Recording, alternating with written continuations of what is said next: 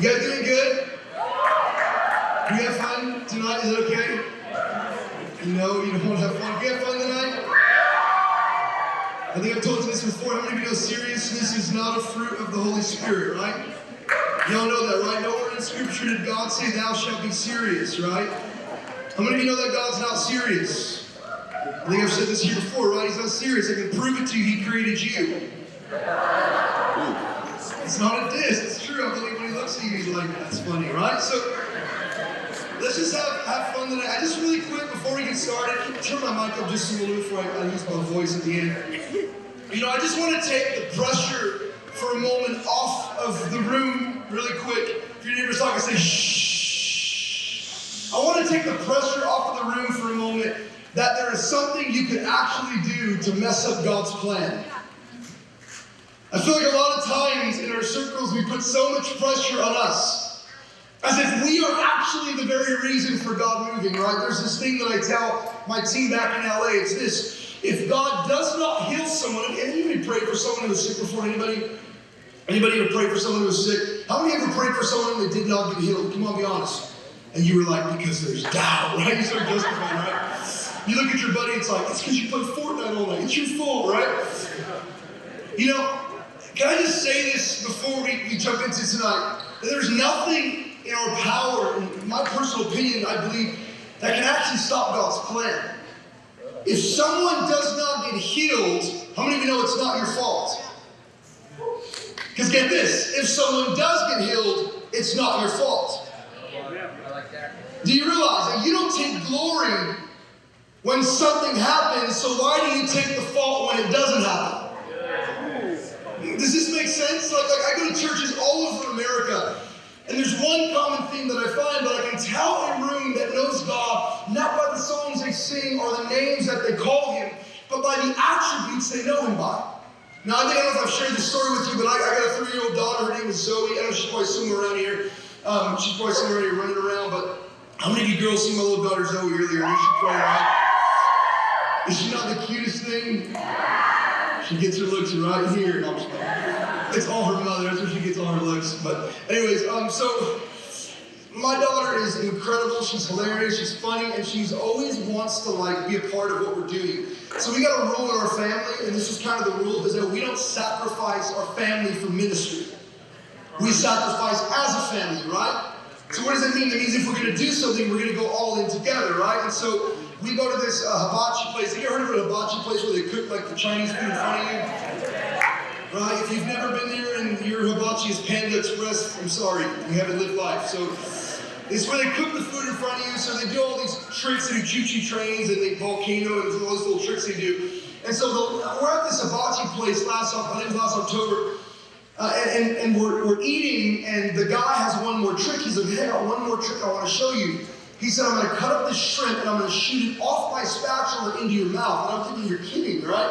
And he's like, no, I want to try it. He goes, this will be my first time doing this. And I'm like, all right. So he goes, you go first. So I open up my mouth as big as I can, right? I'm like, and he's there, and everyone's watching at the table. My wife's watching. I'm like, man, I better catch this. So he puts this piece of shrimp on a spatula, and he flicks it off, and wham, right in my mouth, I catch it. And I'm chewing it, and I feel like I'm man, you know, I'm like, yeah, I caught that. And he goes, do you want to go again? I'm like, no, I'm cool, but 1 for 1's good, right? So he looks over and he says, anybody else want to go? All of a sudden, my 3-year-old daughter says, I want to go. Now, the only problem is that my 3-year-old daughter's mouth is about this big. And the shrimp is about this big. There's no way that this shrimp is going to make it in her mouth. So he goes, all right, you ready? So he puts the shrimp on the spatula, and remember, this shrimp has like grease on it. I mean, it's you know, I can only imagine my wife is thinking like, it's not gluten-free, all this little thing. So he shoots it off of the spatula and right in her eye. And there's grease on her eye, and you know, and so he's like, do you want to go again? And she's like, yeah. You can tell she's a little bit scared, she's twitching. He shoots it off again, right past her head, totally misses. You can tell now she's getting a little bit discouraged, you know, and so he goes, here's what we're going to do. He goes, close your eyes. So she closes her eyes, and I put my hand over her eyes, and I go, open up your mouth, Zoe. So she opens up as big as she can, so it was like this big. You know? And he puts the spatula right under her lips, and he pops the shrimp into her mouth. And she's like she really thinks she caught it. And my wife looks over and she goes, that's just like God. Where we think we do so much, and in reality, he puts everything into motion.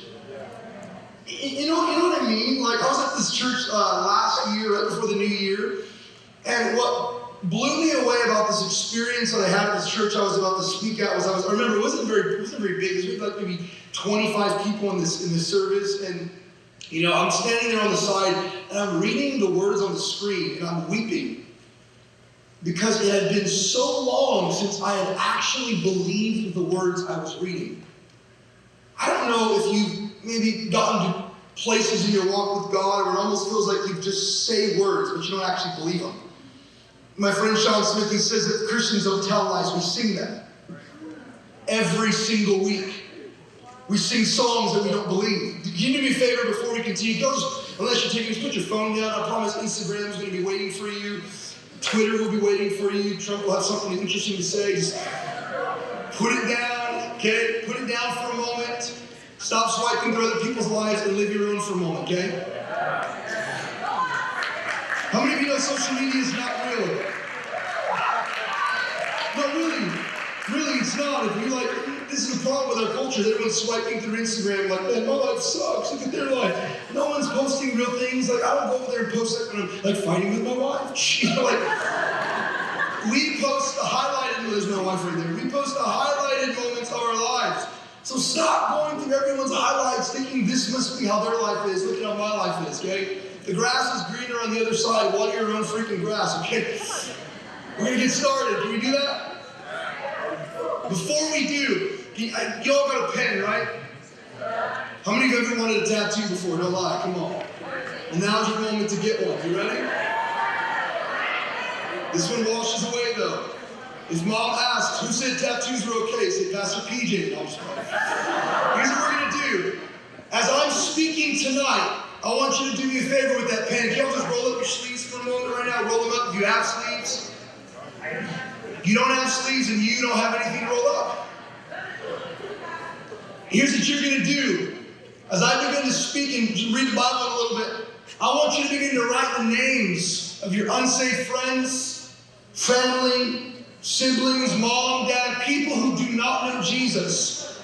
Some of you are like, man, I'm going to need your arm too, right? I want you to begin to write the names of people that you know, that you would say, man, if this person got saved, God must be real.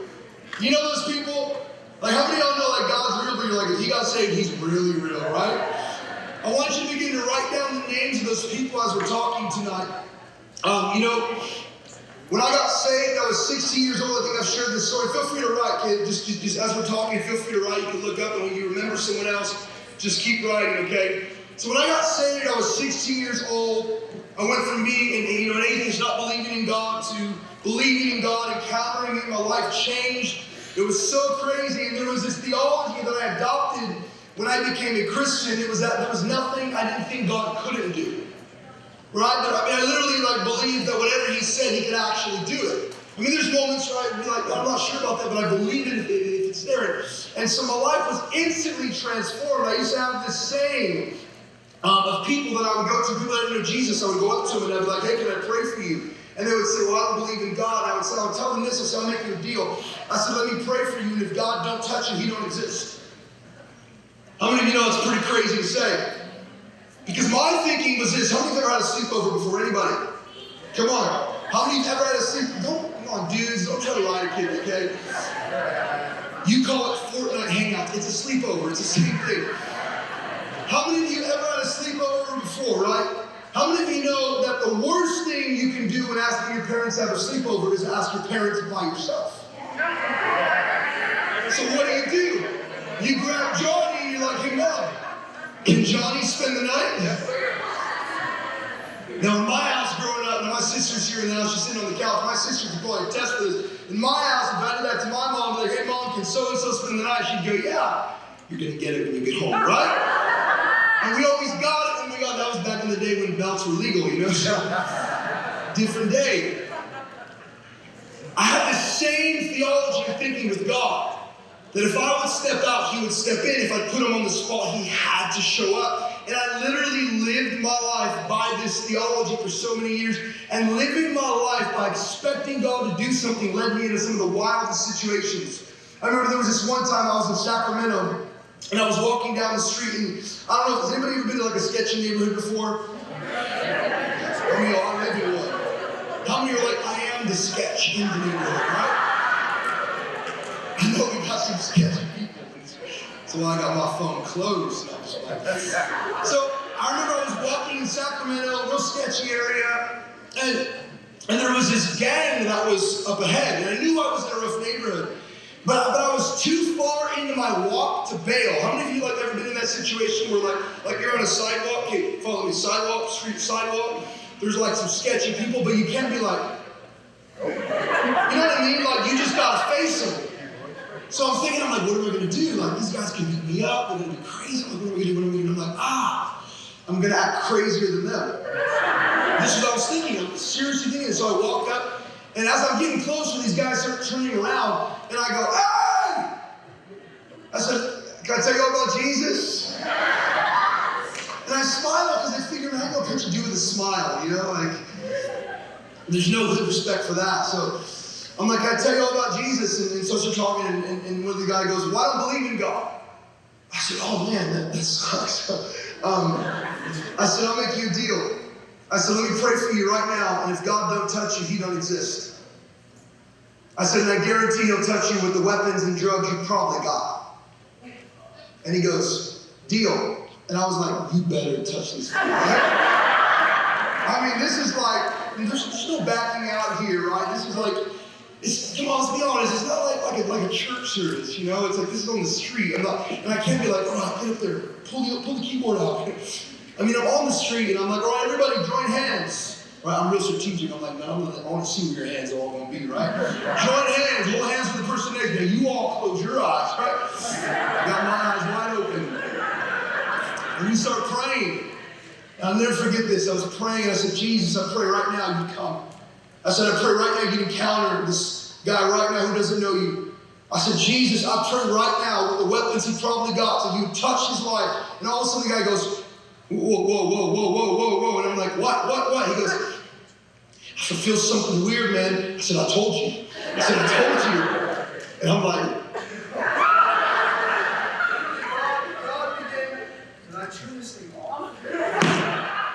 like literally God began to touch this guy right then and there, right? These guys encountered Jesus simply because the expectation was no longer could I leave them outside of beauty, I had to bring them in. There comes a point in your walks with God where your Christianity is no longer about you. That's good. That's good. There comes a point in your walk with God where all of this is actually not about just you. If you ask any American Christian, why did Jesus die? Their response is always going to be, for me. Right? How many of you know, like, when it talks about the gospel, it's not talking about Jesus' death. Like, what do you mean? Well, the good news wasn't just that he died, because how did Jesus preach his death when he was alive? The gospel was that there was another kingdom that was coming. You know, in high school, I don't know if I've ever shared this story here. Let me share one before this. I've been preaching in schools for years in Los Angeles. So actually, when you announced me that, where's Pastor Mark at? Where's he at? When you said Pasadena, bro, it doesn't make me sound as cool. You got to say LA, okay? So in LA, I've been preaching there for the last, since 2012. I don't know how many years I've been terrible. How many years is that? I was testing you all. Good job. So I've been preaching there for the last 7 years. I've been preaching in the schools in Compton, South Central, so the really good neighborhoods, right? I've been in these neighborhoods for the last 7 years in East LA. And this one particular school that I was in, we had gotten in, the Bible club in this campus was about 450 kids a week. It was crazy large. It was incredible. God was moving. And one of the key things we would do in this school is we would give away donuts. Our whole concept was Jesus gave away fish and bread, we give sweet bread, right? Same concept, different generation. You can be an atheist in this room, you can argue with the Bible, but you're not going to argue with a maple bar. You're not going to argue with a Krispy Kreme glazed donut, it's just the way it is, right? So we're in this school, and I know everybody. Like I think through stuff. So I go around to every single group I can find. I go to the jocks, I go to the skaters, I go to the gangbangers, like the guys who are like leading the gangs. I'm like, yo, what up? I'm like, if you ever need anything legal, you let me know, right? I am friends with everybody on the campus, except there's this one guy in this school. His name was Julio. Now Julio was an interesting guy. Because the first time I met Julio, I'm like, hey bro, how are you, man? You want a donut? And he looks at me, he goes, F you. And he walks away. And I was like, glaze, maple bar, chocolate, anything, right? Just walks away. And so I'm like, that's my target. Like, that's the guy I want to see encounter God. So the next week, I find him again. I'm like, hey bro, how are you? I didn't know his name. I'm like, how are you, man? I was like, you want a donut? He looks at me, looks at the donut box, grabs the donut, and walks away. And I'm like, you're welcome, dude. Another week goes by. Eventually I get his name. His name's Julio. What up, Julio? You want a donut? Like, you don't even know if he really talked this first couple of weeks. You mean talk, but he doesn't want to talk to me. And so he grabs a donut, and eventually I'm like, hey, dude, I'm like, before you run away, after you grab a donut, run away. He says, we have a meeting every week in the gym. It's packed out every week. I'd love for you to come to it, and I'll do that whole Jesus thing. Thanks. He walks away. So finally one day, I'm preaching. And I'm preaching on this message called Love Letter from God. And we pretty much wrote all these scriptures of what God thought about these students. And we gave it to them. And as I'm preaching in the crowd of 450 kids, I lock eyes with a young man named Julio. He's in the meeting. And I'm looking at him to make sure he knows that I see him. You know what I mean? I'm like, you know? And so at the end of the meeting, we give away all these letters. And so, everyone rushes out of the gym because they got to get back to class. And I run outside and I see Julio. I'm like, Julio! I was like, bro, you made it, man! He's like, I wasn't in there. I was like, bro, I looked at you. Eye contact. He's like, was it me? I said, yes, it was. He goes, no, it wasn't. I go, bro, I looked into your eyes. It was you. And he goes, it wasn't me. He turns around and the letter was in his back pocket. It was Julio. A few weeks later, I'm preaching. I'll never forget, we did an altar call. And we said, man, if you've never received Jesus Christ, I want you to come down here. And out of all those kids that responded that day, there was one that had a response that I'd never seen before. It was Julio. Julio jumped on his feet. He came down. And halfway in the middle of the gym, he ran all the way to the back of the gym and began to weep behind these bleachers. Julio gets saved and encounters God. Why? Because our view of the love of God is not to leave people outside of it, but to bring them in. Can I tell you a couple more stories? I'm going to do it anyway. So, there was this one time I was in high school, and when I got saved, I was learning how to hear the voice of God. I don't know if I've shared this here before, but if I did, then act like you've never heard it. So, I was learning to hear the voice of God. I don't know if any of you have ever been in a situation before where you think it's God, and you keep writing names on your arms as you're thinking of too. I don't know if you've ever been in a situation before and you feel like you're hearing God say something, but you don't know if it's God. You ever been in that situation? Well, I promise you, if you're hearing like something say, go talk to that person about Jesus, it's probably not the devil, okay? The devil's not like, go tell him about Jesus. Like, he's not doing that, okay? And I guarantee it's not you, you're not that smart, okay? There's only one other voice that would tell you to do that. So I'm in class, I'm a senior in high school, and it's a class right before lunch. And how many of you love that class right before lunch, right? Why? Because it's right before, right? How many of you are those people that start packing up 15 minutes early? How many are those people that run to the lunch line with your rolling backpack? I know I got some runners with rolling backpacks in this room. Well, there was this particular time I was in my class, and I'm sitting there, and there's this girl that was in my class, and she was getting made fun of. And so people are making fun of her, and I'm sitting there, and I'm like, this just isn't right. And so all of a sudden, I hear this voice speak to me, and this voice says, I want you to go tell her that I've created her, that I love her. I knew it was God. That I love her, I've created her, right? And she's beautiful. And I'm like, you're tripping. I said none of that. So I don't do it. I go home. I'm like, I'm not saying any of that. I go home, and that night, God speaks to me. And he says, if she kills herself, her blood's on your hands. And I was like, I'm so sorry. Please, you ever pray those prayers? Please forgive me. I'll never do it again. And you do it again. I'll never do it again. Please forgive me. I'm so sorry. I said, God, give me one more chance. I said, I promise tomorrow when I see her, man, I'm going to tell her about you. And literally the next day, every corner I was turning, there she was. I'm like, nope, not the time. Nope, not the time. Finally, fourth period comes right before lunch. Bell rings, and this girl's leaving. It's now or never. I run outside. I'm like, excuse me. Hey, how are you? Ladies, imagine how awkward this was, right? I'm like, hey, she's like, yes. I'm like, this may sound really crazy, really out there. I don't know how you take it, but God told me something to tell you. And she wasn't like, I don't believe in God. You know what she said? She goes, what did he say? And I was like, he said he loves you. He said it, not me. He loves you. You're beautiful. And he created you. And I don't know if any of you guys have ever seen Napoleon Dynamite before. Have you ever seen the movie? How many remember the way he runs? That's what happened next. I'm like, he loves you. You're beautiful. He created you. She goes, and she runs off. And now people are looking at me like, you jerk. And I'm like, thanks a lot. So I go to my lunch that day, and I'm standing in the open quad area, and I'm just really confused. I'm like, man, I feel like I didn't hear God. I feel like I'm crazy. And all of a sudden, this guy comes up to me, and he goes, hey. He goes, I heard you were talking to my girl. Right? And I'm like, you set me up, dude. He's like, I heard you were talking to my girl. And now I have to act all hard. I'm like, no, I wasn't. He goes, yeah, you were. I said, no, I wasn't. He goes, yeah, you were. I said, no, I wasn't. He goes, yeah, you told her she was beautiful.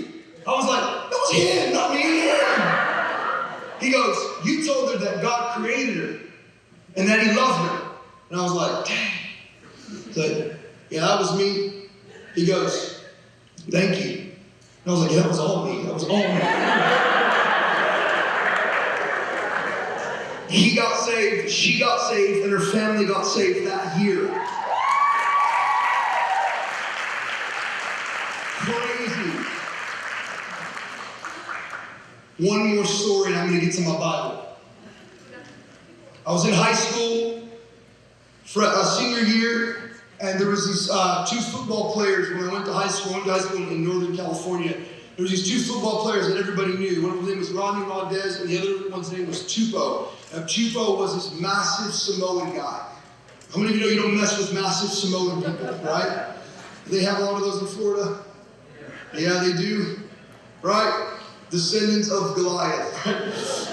Tupou was definitely some Goliath blood in him. He was a massive football player. I mean, no one messed with this guy. I remember one time I was in my quad, I was a senior, and God had spoken to me again to go speak to this guy named Rodney, and I'm like, I don't want to go talk to him. God, he's cool. He's on the football team, varsity. I mean, I'm not going to do it. His friend's Tupou. If this goes south, I'm going to get punched, and I'm not going to do this. I don't go talk to Rodney. I graduate. I walk my stage in 2008. I know I'm old. In 2008, I walk the stage and I graduate, and I completely forgot about Rodney Rondez until 2 years later. I'm going to get back to that story, okay? So, and I don't know if you guys have heard of this guy named Peter in the Bible. You heard of Peter before? Now, Peter is a very interesting disciple. He's wild, he's crazy. This disciple who's, you look at his life and you're kind of like, I can really relate to that guy. You can't really figure him out. And he has these interesting moments with Jesus. One moment he's with Jesus, and Jesus is like, who do people say that I am? And he's like, you're the Christ. And Jesus, not like, you seen Jesus Christ? You guys ever seen that guy? You guys ever seen that? No? Yeah, how many? Jesus Christ, I love you, God, right? I can imagine that was like Peter, right? Jesus Christ, you know what I mean? Like he's actually coming to our LA conference. I don't know if you knew that. We got a hold of him. I literally am going to bring him out just to yell at Jesus Christ and do his robot dance. Anyways, if you haven't seen him, look at this guy. He's hilarious. Reminds me a lot of Pastor PJ. No, he's hilarious. You go, well, you see him?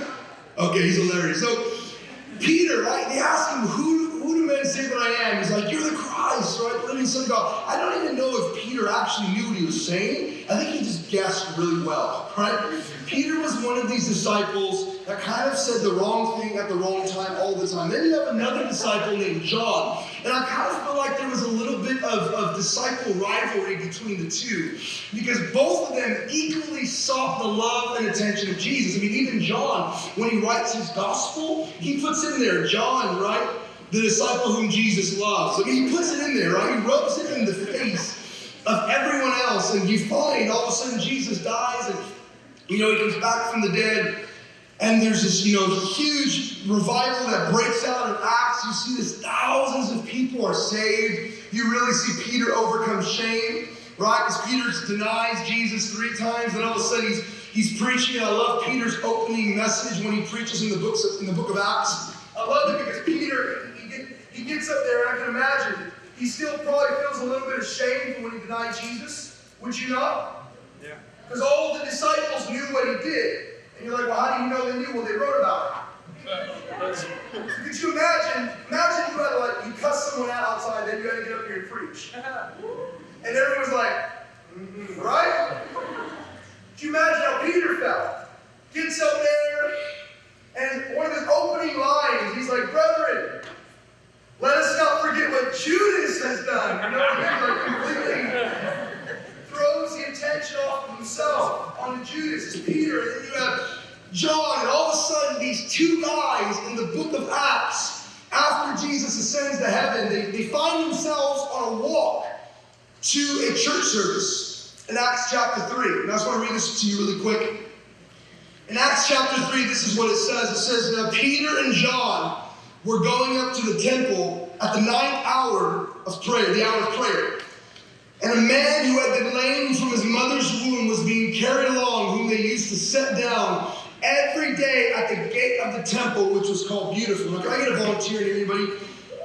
Let me get like a dude, because I want to kind of manhandle you a little bit. So, okay, come here.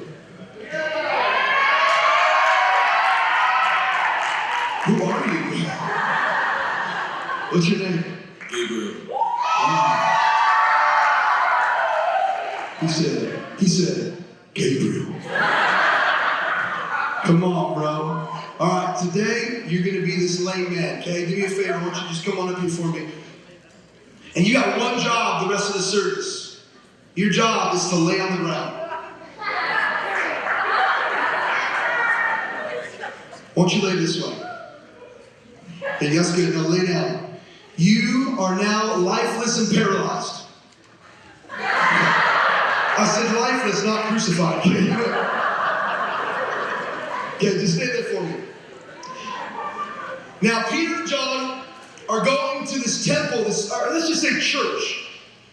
And the church's name, in the Bible, the church's name is Beautiful.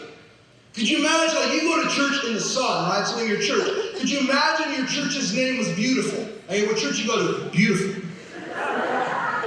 No, but what church you go to? We go to Beautiful, right? What are you talking about?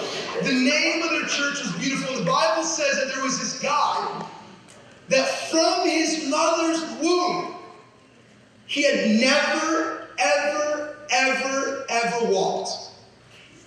And his only job for his entire life was he would sit outside of the door of the church. But he never went in. Let me keep reading. It says this, a man who had been lame or paralyzed right from his mother's womb was being carried along, whom they used to sit down every day at the gate of the temple, which is called Beautiful, in order for him to beg alms or beg for change of those who were entering the temple. Now, could you imagine this guy every day waking up? All right, Gabriel, you ready, man? Got a long day ahead of us. Let me drag you out there. I'm going to put you there, going to run a few errands, and I'll be back, all right? Just as people are coming in, could you just make sure you just kind of look at them and try to get something from them, okay? Could you imagine this man who feels worthless, ugly, useless? He's like, you tripping? I ain't ugly. Could you imagine? Not him. Could you imagine this guy in the Bible feeling worthless, ugly, useless, now having to sit outside of a building called Beautiful? And the only thing that believers would do to him every day was this. Imagine, he's at the gate. They have to get inside. And this is what they do.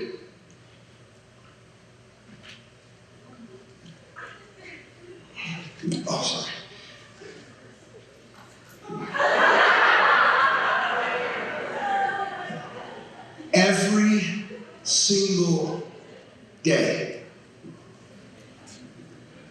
sits outside of beauty, they go in every week. I was reading this one and I thought, man, isn't that just like the unsafe friends that we have? Isn't that just like the brother that you have that doesn't know Jesus? Isn't it just like the sister you have? Isn't that just like your friend at school that cuts themselves every day? And the only thing you try to do is give them a positive motivational talk. Last I checked, this motivation never changed hearts. The gospel does. Every day, this guy's dragged here, looking for change, but never getting change. Every single day. Until two dudes show up who actually had walked with the creator of change. It's two dudes who had actually walked with the man who they've seen raise the paralyzed, raise the dead, open up blind eyes. And this is what it says. I just want to read this to you. This is verse 3. When Peter and John were about to go into the temple, he began asking to receive alms or change. But Peter, along with John, fixed his gaze on him and said, "Look at us." And he began to give them his attention, expecting to receive something from them. But Peter said, "I do not possess silver or gold, but what I have I give to you in the name of Jesus Christ of Nazareth. Get up and walk." Now, when I was in high school, there was this guy I was telling you about, riding on edge. You can just stay there for a moment. You keep that change when we're done. There was this guy, Rodney Rondez, when I was in high school, that God had told me to talk to. I didn't, right? I don't talk to him. I ended up graduating. Well, almost 2 years later, I was preaching in this Jesus. Go focus here for me, right here. Focus here for me. I was preaching in this Jesus club about 2 years later. And right before I was going to the club, I don't know if you guys ever done like a coffee run right before a club. You feel me a little bit tired, like run get some coffee. I went to a Starbucks. It was right before I was going to preach. There was this Jesus club, about 300 kids there in Elk Grove. And right before I go to a Starbucks. I'm standing in line to pay for my drink. And as I get to the front, I notice there's a donation box on the counter of the Starbucks. And it says, R.I.P. Rodney Rondez. The guy that God had told me to talk to had died. He had maybe only been 18 years old, maybe 18 and a half, couldn't have been old. Like, I get close and I look up and I'm like, dude, that's the guy from my school. Like, he's dead. That's you know, I haven't even been to school with someone who died before. Has anyone ever died in your class, right? It's almost surreal because you see this person every day. You never think that would happen. So I go to the club that day and I'm preaching, and as I'm preaching, there's this kid in the back of the room who is uncontrollably crying. And I'm thinking to myself, like, what is wrong with this guy? Like, I know I'm not that good of a speaker. Like, why is this guy crying? So we finish up the Jesus Club that day. And I call him over. I'm like, hey, man, you guys can feel free to start whenever you want to. I call him over. I'm like, hey, come here. I said, why are you crying? I'm like, what's wrong? And he goes, it's my brother, man. And I said, like, well, what happened? Like, did he beat you up? Like, did he hurt you? Are you good? He goes, he's dead. And I was like, oh, man, I'm so sorry, bro. Like, I didn't know. I'm so sorry to hear that. He goes, it's cool, man. I said, how'd he die? He said, he hung himself. I said, oh. Well, I don't know what to say to you. I said, I've never gone through that. I'm not going to sit here and act like I've been through that. I said, can I pray for you? He goes, yeah. I said, man, I'd love to pray for you and your family. I said, what was your brother's name? He goes, his name was Rodney Rondez. And I thought to myself in that moment as my heart hit the ground, what if I wouldn't have been afraid? What if I wouldn't have cowered down at the opinions of people? What if I would have went up to this guy in his school? Maybe today, Rodney would still be breathing air on this planet. And I feel like so many of us have Rodney Rondezes in our lives. We have people that every day sit outside of this encounter with God that we have, but they never go in. This, like literally people that sit outside of your stories. You You know, you're going to school, you're like, man, youth group was so amazing. They're like, what's youth group? Right? I remember going to school with people and there was no grid they had because in so many ways I would not let my faith leave here.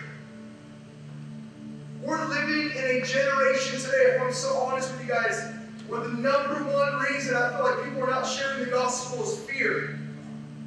We're so afraid of what people, are you not afraid sometimes when people think of you? Do you know that is the effect of social media? It has created a fear that did not exist 20 years ago. You know, 20 years ago, in order for you to know what your friend was doing, you went to his house. Now you go on your phone. Social media has created a fear in all of us here that I'm afraid to look stupid. Can I be honest? We already look stupid. You don't got to be afraid of it. It's already here. We already look crazy. So why would you withhold the good news you have? Anybody have anybody who's ever died? Know anyone's ever died from cancer before? Anybody? Imagine if I had the cure to cancer in my pocket. And I had it. And I knew all of your relatives had cancer. And I did nothing with it. How would you look at me? Like, you jerk, right? Or maybe some other words that are not appropriate for you. That's what it's like when a generation carries the gospel, but they don't do nothing with it. You know, I had this one girl one time, I said, hey, why is it so hard for you to preach the gospel? She's like, man, I just don't know, I'm just afraid, like, what if it's not the right time, and what if I say the wrong thing? And I asked her this question, I said, imagine there was a burning car, there was a woman inside with her baby, and you had seconds to react. Would you care if the woman would be offended by you pulling her out of the car? Would you care if the woman would say, this is not the best time, like, could you wait for the car to burn a little bit more and then come back? I said, guess what? There's a burning car called sin. And there's a generation trapped right inside of it. What would you do? What I want to do right now is something real simple. Really simple. How many of you wrote some names in your arms? If you wrote some names in your arms, you stand to your feet right where you're at. You can get up right. He's like, can I get up, please? You can really grab that change if you want. You good? Okay. If it was dollars, you'd be like, here's what we're going to do. I don't know if my sister's in this room. I think she might have stepped out. I don't know if she's anywhere. Anyways, if you guys could maybe just find my sister really quick, that'd be great. My sister actually received Christ last week.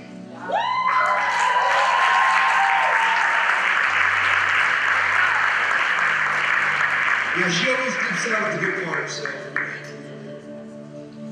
so she actually was pretty crazy. None of you probably know our so we have different dads, but same mom, so same blood through our veins. And my sister here, grew up in Northern California with me. And I'll be honest with you, you come on up here with me really quick. So I'll just share this with you, because I believe it's one thing for me to get up here and preach something. It's another thing for you to actually know that we live it. Me and my sister got disconnected for how many years? Like 6 years, 7 years. I was doing my own thing, preaching, traveling, seeing all of these people saved all over the country. Seeing literally, I think we're seeing now around 17,000 kids a week gather in American public schools and Jesus clubs. But can I be honest with you? In the back of my mind, I knew that my own family did not know Jesus. I hope this doesn't embarrass you. I don't think. So my wife was like, we need to bring your sister to our house. And I'll be honest, I was terrified. I'm like, man, I haven't seen her so long. And I was like, I feel like a terrible brother. I haven't been in her life. Like, what am I going to say to her? So we invite her over. She's supposed to come for 4 days. And I believe it was on the second day we're on the couch and we start talking about Jesus. And my sister could probably attest for this, that it wasn't just my words, it was what you were seeing in my life. We started talking about Jesus. We're like, what would you consider going to YWAM? Would you consider going to a place to find Jesus and really encounter him. You know? So we were talking, she's like, I'll do it. And I all of a sudden hear the Lord say, keep her in your home until she leaves. We had like a month, right? She's actually leaving next week to where I went. It's pretty crazy. Yeah, you thought that's with me. Here's what was so profound. A few nights ago, we're in her room. And, you know, she's going through so many things. And we know one answer to the problems of life. It's Jesus. And I think it was my wife. She's like, do you want to receive Jesus? Do you want to let him in? And in a bedroom, in our daughter Zoe's bedroom, on a memory foam mattress, on the floor, there wasn't no pulpit. I wasn't like, hold on, Talia. All right, are you ready? Play them keys. You know, like there was none of that.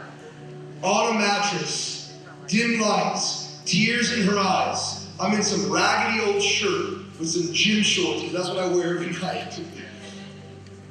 We said, do you want to receive Jesus? And in that room, she received Jesus. Listen, can I tell you something? I got sick of leaving my family outside of beauty and me coming in every week.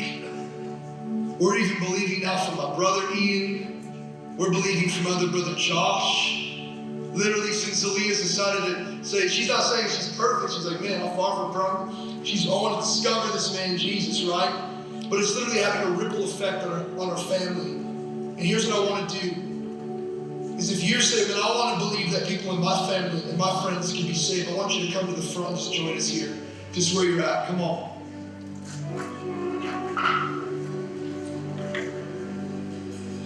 Because you know what? You're one story away from this. You're one story away from God reconciling so many things that were lost and broken. So here's what we're going to do. Really simple. And I'm going to step off and let Jesus do the rest. He's going to do a really good job at it. We all just lift our hands together. And instead of closing your eyes, can you look at the names on your arms? Right now. And can you begin to ask God for his heart? Could you begin to ask God for his heart right now for these people? Can we believe that no longer dry-eyed prayers are going to be prayed in a room like this? That when we think of the lost, when we think of our families, we're not going to ignore them anymore. We're not going to go and say, we want to see everyone get saved except our own home. No. I believe this wave of missions in our generation is not going to leave our families in the dust. We're going to see thousands saved in schools, but guess what? Our families are going to be there with us. We're going to begin to see a new era of missions in young people, where your parents will look at the example of your lives and to say, how could I not follow Jesus? Come on, lift your hands all over this place. Just for a second, just look at those names on your arms right now. Come on. And just where you're at, could you just begin to cry out to God for those names right now? Come on. All over the room. Come on, lift your voices all over the room. Come on, lift your voices all over the room. Come on. All over the room, lift your voices. Holy Spirit, we pray you come right now. God, we pray you burn in our heart for souls. God, we burn in our heart for souls, God. That we would believe that the gospel is for our own homes, for our own families, for our own friends, for our campus, Jesus. Come on, all over this room, could you lift your voices in this place? I know that Jesus can hear your whispers, but could you let hell tonight hear your shout and your voice tonight? Come on, all over the room, lift your voices. Come on, cry out to God for your friends. Come on, lead us for a little bit. Come on. Come on, lift your voices.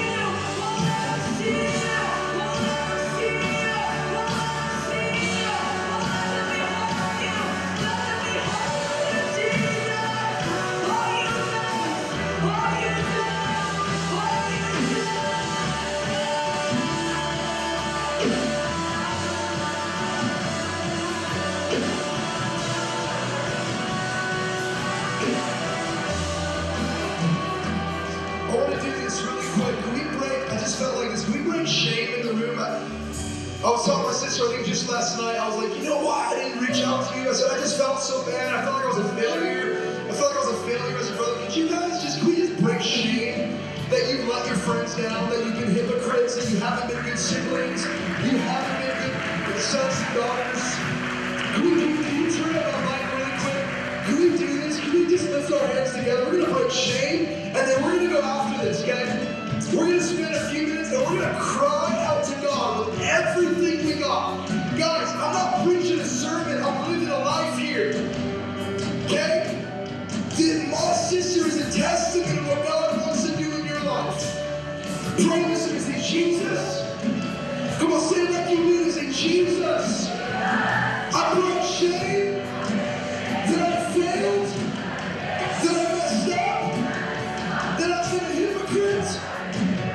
I bring shame that stops me from living the gospel.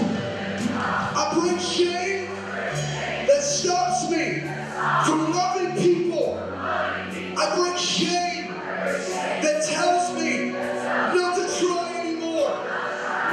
Jesus, let the greatest message of my life not be preached with words, but be lived with my life. Okay, here's what we're going to do. Tons of joy. You ready? We're going to try this one more time. Okay, can you all just grab hands with the person next to you? It's going to be a little bit easier. If you're standing next to that girl you like, now's your chance, all right? Grab hands with the person next to you. Grab hands with the person next to you. Let's lift them together. On the count of 3. Come on, lift your hands all over the place. On the count of 3. Together, we're going to cry out to God. Here's what this looks like. You're just going to begin to ask the Lord to intervene. You're going to begin to pray for addictions to be broken. You're going to begin to pray for salvation to come. If nothing was impossible, how would you pray? If tonight God said, ask me anything and I'll give it to you, how would you? Some of you are like, Lord, give me those shoes. No. Refocus, okay? We're going to cry out to God for the people who don't know Jesus. All these people that are written on your arms. Are you ready? On the count of 3, everything you